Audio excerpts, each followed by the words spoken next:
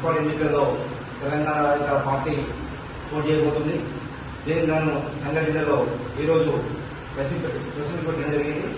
మన జిల్లా అధ్యక్షులు రవి గారు, జిల్లా మహిళా అధ్యక్షులు గారు లలిత గారు, అట్లాగే మన మైనార్టీ అధ్యక్షులు నవోదయ గారు, మరి అందరూ పార్టీ నాయకులు వచ్చారు.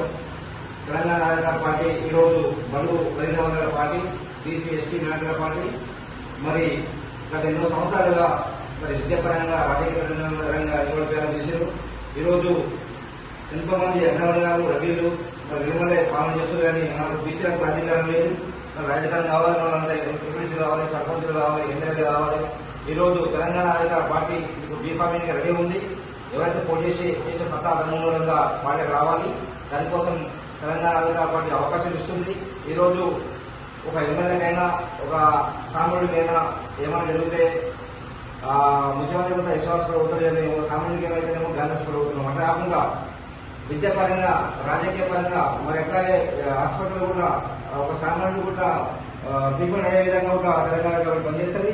అట్లాగే ఒక సామాన్య కొడుకైనా ఒక ఎమ్మెల్యే కొడుకైనా ఒకటే స్కూల్ చదివే రాష్ట్రంలో చట్టాల కోసం మనం కొట్లాడుకుంటూ ఆ చట్టాల కోసం కూడా తెలంగాణ అధికార పార్టీ ముందుంటుంది.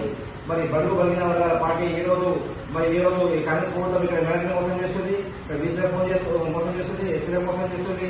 ఈ రోజు తెలంగాణ పార్టీ మీకు అనేక అవకాశాలు ఇస్తారని చెప్పి కూడా మీకు అందరికీ తెలియజేస్తున్నాను. వాళ్ళు తీర్మానం నాయకత్వం, నాయకత్వం.